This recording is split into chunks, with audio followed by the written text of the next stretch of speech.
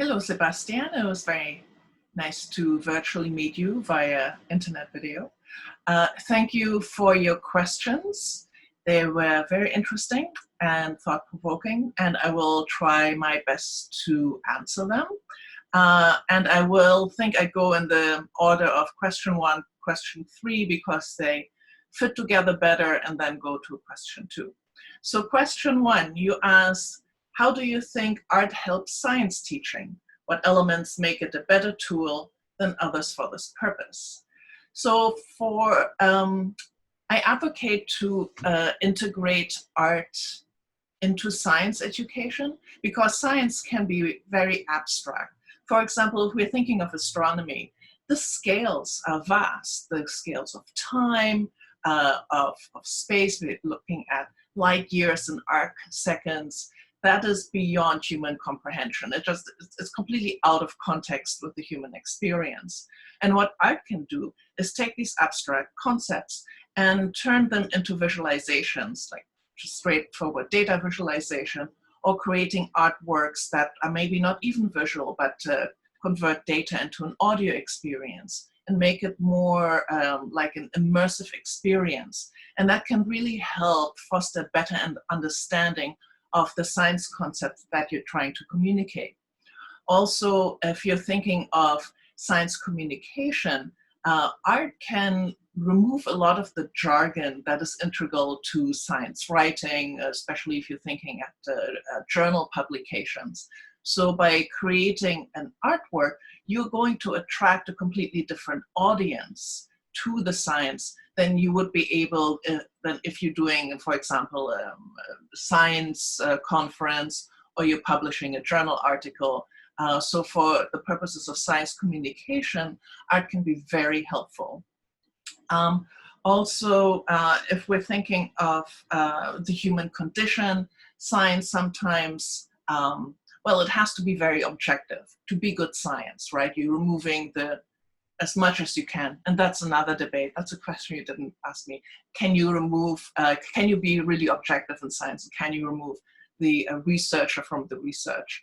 Art allows the researcher to include a personal perspective. Why did you even choose this research question? So to bring it back to the human experience and the human condition, I think that is an important exercise to go through.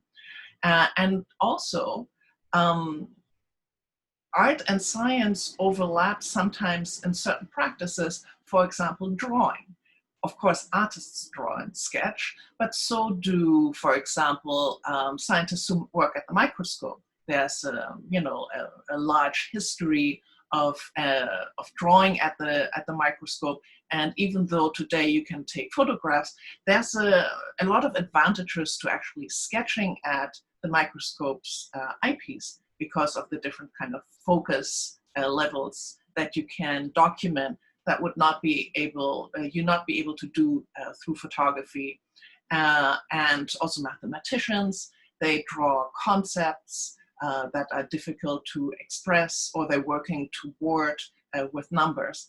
So already naturally, there's a lot of overlap in artistic and scientific practice. So this is why I think that integrating art into science teaching is a really good strategy. So question 2, I was going to see here. Oh, actually, we're going to jump to question 3. What do a scientist and an artist have in common? What things could each group learn about each other? So I think that's a very good question, because it seems very ridiculous and congruous that artists and scientists would work together, because they seem diametrically opposed. So like I mentioned, it is expected that scientists are very objective, and they create experiments that are repeatable and always give you the same result. And artists are more subjective. They deal more with themselves and their personal expression and humanity, and their own point of view. And each time they run an experiment or create something, they want a different result. So it seems to be very like two ends of the spectrum. But really, I think that art and science have a lot in common when you look at research practice. So both artists and scientists come up with their own research questions independently based on their interests. In my interviews with artists and scientists, I have discovered in my research that both artists and scientists are driven by curiosity about the natural world. So their research questions sort of come out of observations and questions that they have while walking in nature or going to a natural history museum or owning a pet or looking at bugs. A lot of artists and scientists have a love for bugs. I don't know. So did I when I was little. So, you know, this curiosity about nature and the natural world is what artists and scientists have in common. And both artists and scientists experiment, even though, you know, the iterative process sometimes works differently in art and in science because of a question of objectivity and subjectivity, but experimentation is integral. And also an appreciation for aesthetics. When I interviewed scientists, a lot of them mentioned that aesthetics is integral to their experimentation and the kind of outcomes that they're looking for. They want a beautiful, elegant outcome from their experimentation and their research. And of course, artists share with scientists this focus on aesthetics as well. So really, if you look at art and science as a research practice, I think this is where sometimes they're even indistinguishable. And if you're, you know, looking at contemporary art, a lot of the artists will engage in research creation and think about the artistic practice as creating new knowledge. And obviously science also creates new knowledge. So I think that is what artists and scientists can learn from each other, is just to look at each other's research practices, and maybe scientists can let loose a little bit more and engage more in divergent thinking like artists do, and maybe artists can look at scientists and maybe pick up you know, practices of rigor and more convergent thinking. So I think this is where art and science can learn from each other, as well as domains and practitioners in these fields.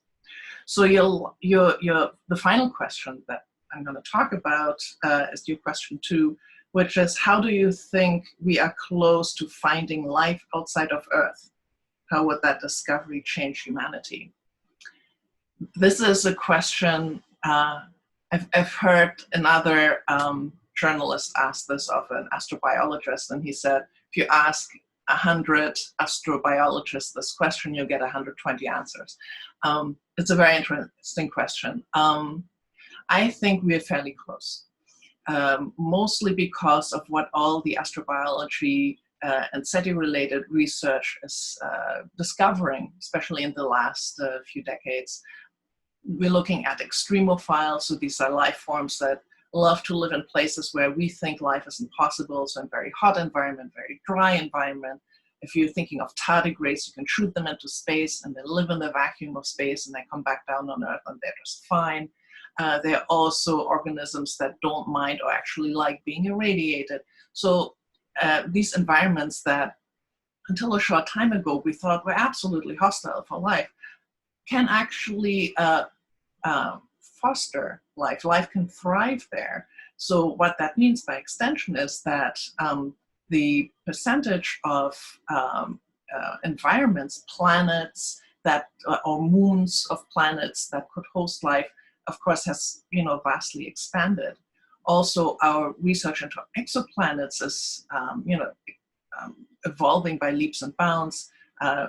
Mid-90s, late 90s, we didn't have any evidence that planets existed outside of a solar system. Now we have 4,000 exoplanets confirmed, and really estimates are that pretty much every star is likely to have planets. So look at all those stars and just multiply that by 10, at least. I mean, the possibilities are just statistically so high that there is life out there.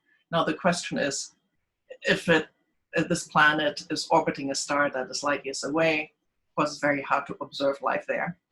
We can't go there, so we're looking at biosignature in the atmosphere. There's a lot of research that is being done on this right now, so I think chances are good there. But of course, we're also running missions now to the solar system planets. So there's these environments that are much more accessible right now. There are a bunch of sample return missions now planned to Mars, to Europa. I think the Jovian moons are very promising environments, especially Europa, and maybe Ganymede, also Enceladus and Titan could be really interesting environments also to look for life. I think chances are good. Chances are pretty good. What would it mean for humanity? It would be a paradigm shift. It would be akin to the Copernican revolution. I think it would provoke different reactions in different people. Some people may feel even more insignificant than they already do.